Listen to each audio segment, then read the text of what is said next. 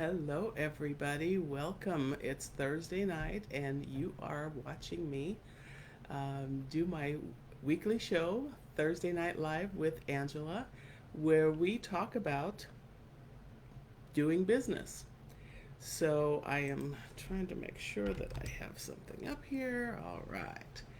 All right, everybody. So it is a hot one today. So excuse me if I get the old fan out because it is warm up here. Even though the air conditioner's on, it's 109 degrees outside and it is hot. So, what are we going to talk about today? Well, um, I wanted to go into something that has been kind of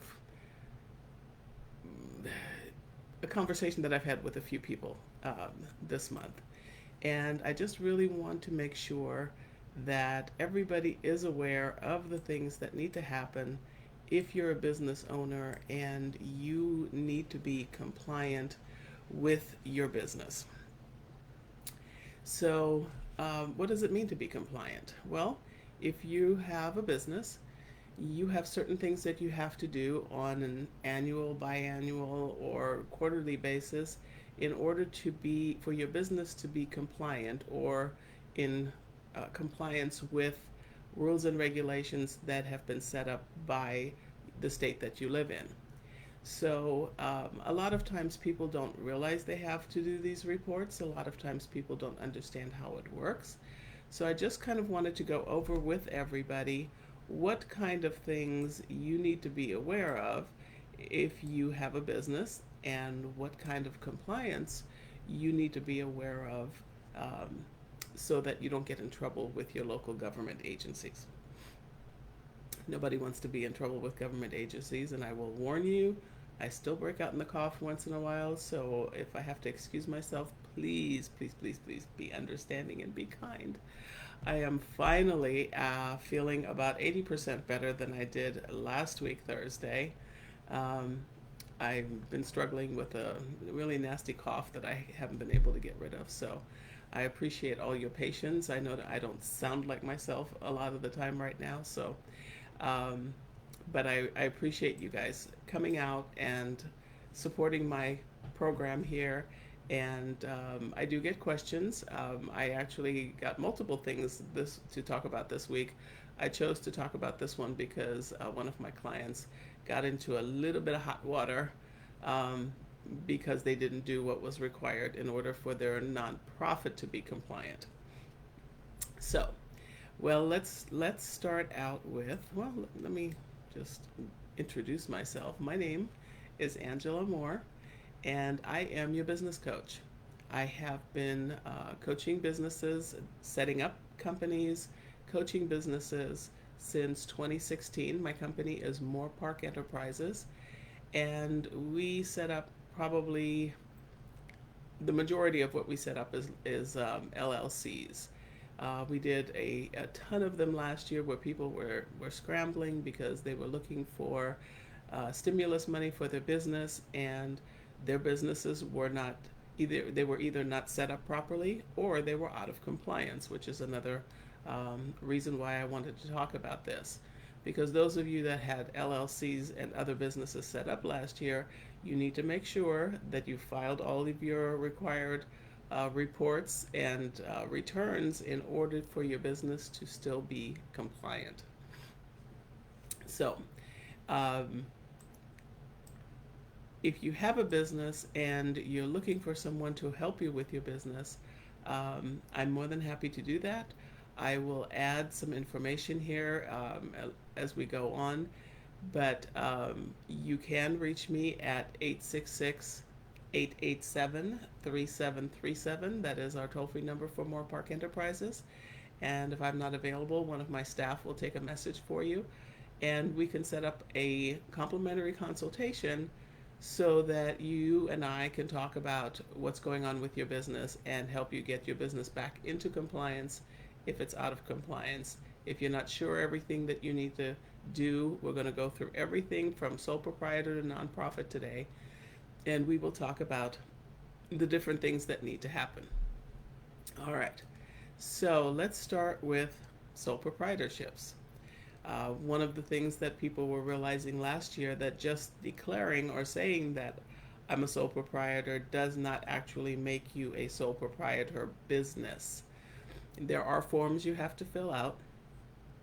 In order to be a sole proprietor, you have to file what's called a fictitious business name statement. And you do that with the county that you're located in. By the way, I'm only talking about California based companies right now. We do provide services for all 50 states.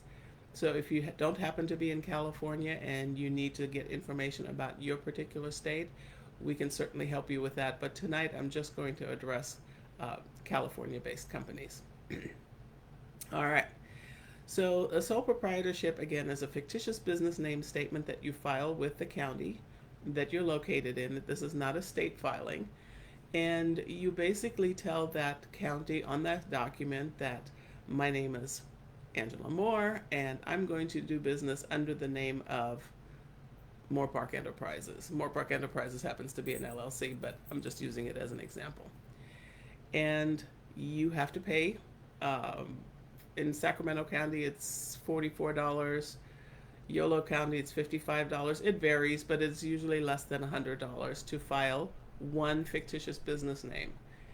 For each additional name that you file at the same time, most of them are $7 to $8 per name that you want to file. So if you're even thinking about multiple names, get them on that piece of paper the first time, because excuse me, because if you file the paper with one name today and tomorrow you go back to file the other name, you're going to pay the $44 or $55 again. Excuse me a second.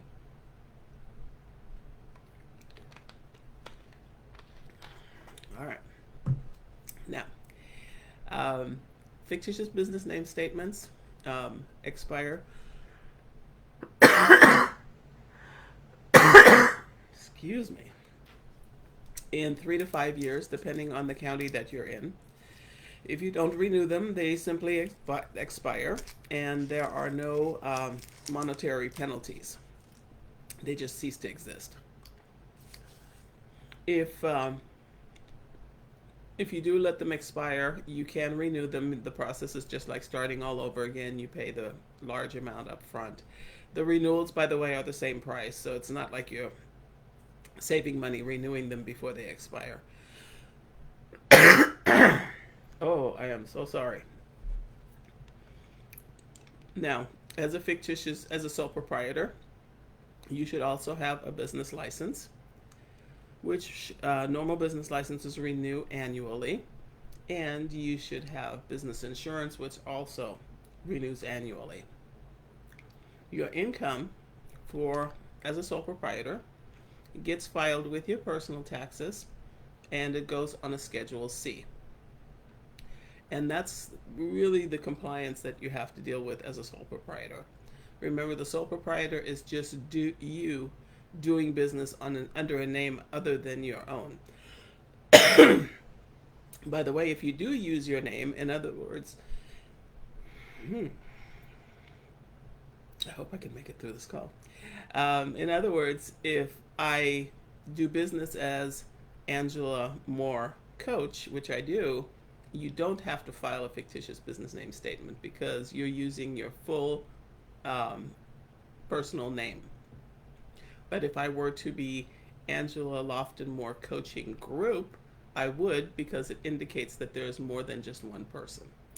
So if you have any questions on a sole proprietorship and what you can and cannot do, by the way, once you file a fictitious business name statement, you must, absolutely must, put that notice of fictitious business name statement into a local publication, a newspaper, the Elk Grove Citizen, any kind of small paper will do, the Rancho Cordova Grapevine, the Grapevine Independent. Those are all valid papers, and you must have your ad in one of those papers for a total of 4 weeks. That costs you somewhere between $12 and $25 for all 4 weeks. If you do not do that in the first 30 days, after you file your fictitious business name statement, your fictitious business name statement goes dead. It's no longer valid. And when you realize it 45 days down the road that you didn't put it into the newspaper, you have to start all over again. So, so you do not have to um, refile that if you're renewing your fictitious business name statement. But if you have to start again from scratch because you let it expire, you do have to file with the newspapers again when you start over again. Okay, let's see if we have. Oh, hey, Naraya. Thank you for joining me. Yes, I'm trying to make it through here. I had a horrible cough attack about 30 minutes ago, so I was hoping it didn't come back. All right, so we have talked about uh, sole proprietors, and that is you just doing business under another name or even your own name. But we're going to talk about LLCs. LLCs are limited liability companies, and they are a form of a corporation that has a corporate veil attached. The reasons for filing an LLC rather than a sole proprietorship is usually for asset protection. Everybody knows my personal rule. If you put something on a person's body, lotions, potions, oils, whatever, you put something in a person's body, supplements, drinks, anything that people ingest, or if you're taking care of somebody's kids, please, please, please put an LLC in place because it helps protect your personal assets. From a compliance standpoint, the compliance for an LLC are rather small. You have to file a statement of information with the California Secretary of State every other year in even numbered years. So if you started an LLC this year, you would file a statement of information again next year because it's an even number year, but then you wouldn't file the next one until 2024. So it's every other year in even numbered years. You also have to file, you have to register your LLC and file a minimum tax with the Franchise Tax Board. It is an $800 tax that has to be paid. When you first start your LLC, it has to be paid within 4 months and 15 days from the time your LLC is set up. Okay, does that make sense? So if you started in January, your LLC started in January, you have until May 15th to pay that $800 for the first go round. Every year after that, it is due on March 15th. I'm sorry, April 15th. All right. Now, there's a great exception to the rule right about now, and that is that if you did start your LLC after January 1st of 2021, you do not have to pay that $800 until April 15th of 2024. You have a 3-year reprieve if you have an LLC that was set up for you or that you set up after January 1st, 2021. You still have to file your returns, but you do not have to pay the minimum tax.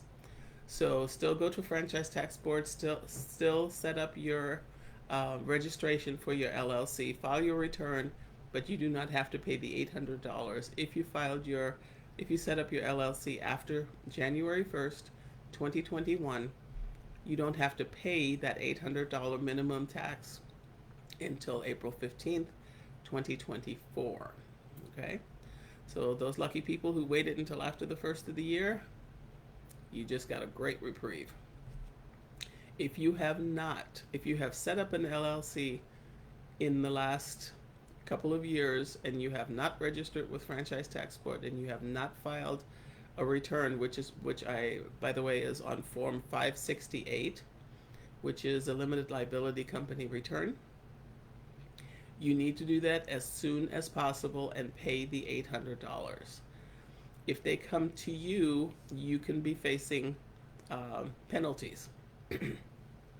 So that's not going to be you, Naraya. We won't let that happen. So again, it's a Form 568. You can go to Franchise Tax Board, ftb.ca.gov, search for Form 568 and download it, fill it out, submit it, pay your $800. You can pay the $800 online. You don't have to send a check, but get it done as quickly as possible if you are behind already.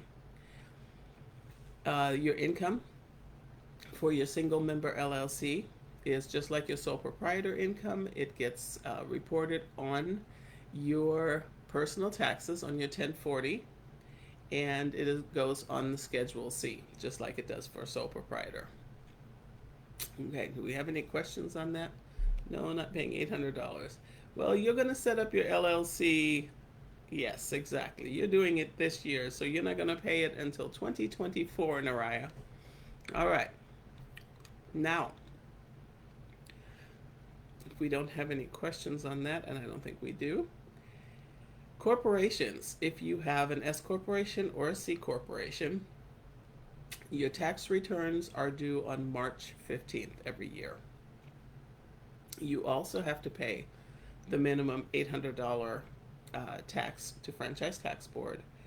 You have to pay that even if you established your corporation after January 1st, 2021. The reprieve of $800 is only for LLCs.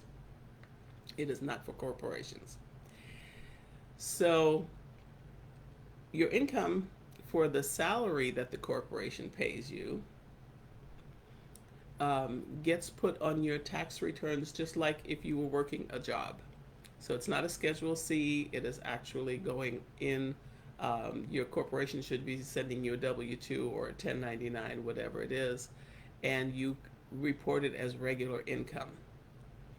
You also have to file a separate return. That's what I meant by March 15th, is by March 15th you have to file a corporate return. Normally it's a Form 1120, and file that with the IRS. File your form with Franchise Tax Board, pay your $800 minimum tax. And again, both with the LLC and corporations, business licenses renew annually, business insurance renews annually, and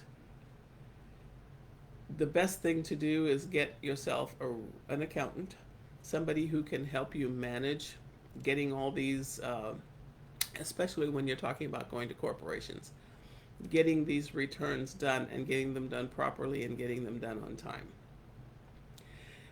You may have heard me talk about having your LLC taxed as an S corporation. There is such a thing if your income is high enough and you want to be able to split the taxes that you pay, the self-employment taxes that you pay. You can do that. Keep your LLC. Ask your tax preparer about having your LLC taxed as an S corporation. They may send you to me to do that form. If they do, I will take care of it for you. It is a simple form going to the IRS. And it then allows you to take a salary that you pay your normal taxes on, without paying self-employment taxes for the entire income of your LLC. And again, that kind of comes into play once you hit the $75,000 to $100,000 a year mark, because you have to pay yourself a reasonable salary according to the IRS. You can't say I'm the CEO of this LLC and I paid myself $10,000 and the rest of it is dividends. You can't do it. They won't accept it. You have to pay yourself a reasonable salary, and what's over and above that salary can be taxed at a lower rate other than the self-employment rate, which is 15.3%. So there's some money to be saved. All right, I'm gonna get through this. Okay. Let's talk a little bit about nonprofits, and this is where one of my clients got into a little bit of trouble with not being compliant. In California, in order to be compliant for your nonprofit, you have to file an annual report with the IRS. You have to file an annual report with Franchise Tax Board, although you don't pay the $800 minimum fee for a nonprofit. But you also have to file annual reports with the California Department of Justice. If you're not familiar with it, with the process, in California, your nonprofit, anything other than churches, has to be certified with the IRS and tax exempt through the IRS. You then have to petition Franchise Tax Board to be tax exempt through the state of California. And you have to be certified by the Department of Justice. And those things go in order. You have to get your letter from the IRS first, then you have to get your certification from Franchise Tax Board, and then you get your certification from the Department of Justice. If you skip filing any of these reports for 3 years straight, you will no longer be considered tax exempt or nonprofit.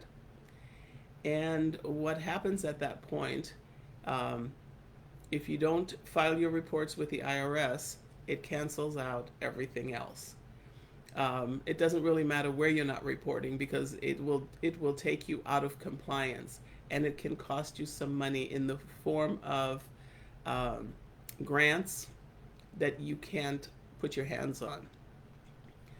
If you didn't file your reports with the Department of Justice and you fall out of compliance with them, and you get awarded a grant from the County of Sacramento, and they look to the Department of Justice, which they will, and they see you're no longer certified with them, you will not get that grant.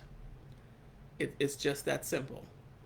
And you don't want to put yourself in that position. I've seen it a couple of times. It's not pretty when people say, yay, I got $20,000, and oh no, I can't get it because I didn't file my annual report with the Department of Justice. Having a nonprofit, as I tell people who come to me, having a nonprofit is the most difficult, most expensive thing that you're going to set up, and it is the most regulated of corporations out there, and everyone has eyes on it.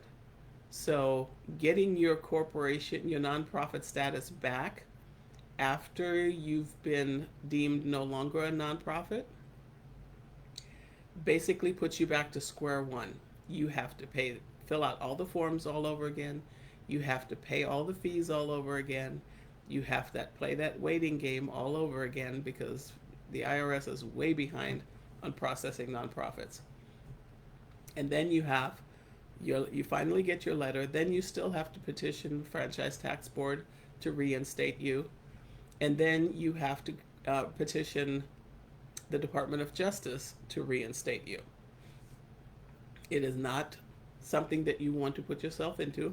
As I mentioned, I'm working with a client right now that's going through that. It's easier to make sure that you get your reports filed on a regular basis. Again, if you have a nonprofit, you should probably have an accountant anyway. Nonprofits are scrutinized. Their numbers are looked at 5 ways to Sunday, and you want to make sure that your books are in order. So, the IRS for your annual reports, Franchise Tax Board for your annual reports, and the California Department of Justice for your annual reports for nonprofit organizations. Now, do we have any questions? Nope, we're good here. All right.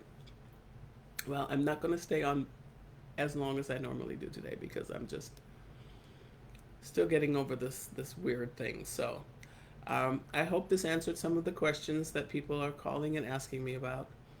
You want to make sure that whatever you decide to do, whether you're a sole proprietor, an LLC, a corporation, or a nonprofit, that you stay in compliance. Getting out of compliance and trying to get back into compliance can be difficult, can be expensive because you have penalties that can be added to what you owe, and it can be extremely time consuming. And with a nonprofit, if you're not tax exempt, what happens is that people who give you donations expecting to write them off on their taxes will not be able to do that, because you will not be able to give them a receipt saying that that their donation is tax exempt, tax deductible. So there are all kinds of things that happen once you're not able to do that. So if you have any questions about any of these, or you would like some help with your sole proprietor, your LLC, your corporations, or your nonprofit, we do have people who will answer questions for you. You can give us a call at 866 887 3737 and give us a call. We'll set you up with a consultation. There's no charge for a 15-minute consultation. We can also help you set up your company. So if you're looking to start a sole proprietorship, start an LLC, you need a registered agent for service for your LLC or your corporation, we can take care of all of that. Again, Moorpark Enterprises, 866 887 3737. My name is Angela Lofton Moore, and I am your business coach. I am here to help you with everything from creating a business plan to helping you with a budget, helping you with program budgets for your nonprofit. If you don't know what those are about, give me a call. I can walk you through it. Whatever it is that you need to have answers for, we have answers for you. And again, we do provide services in all 50 states. So even if you're looking to set up an LLC in Texas or an LLC in Florida or a corporation anywhere else in the country, we can help you with those. We are licensed in all 50 states. So if we don't have any questions, and I think Naraya is my girl in charge today, making sure that I don't do anything to injure myself even further. If you have any questions, my name is Angela Moore, and I am your business coach, and you can reach me at 866 887 3737. And I look forward to seeing you next week for Thursday Night Live with Angela. And don't forget to call me if you have questions, or I will see you here next week with another topic of interest to business owners and entrepreneurs. I look forward to seeing you there. Take care.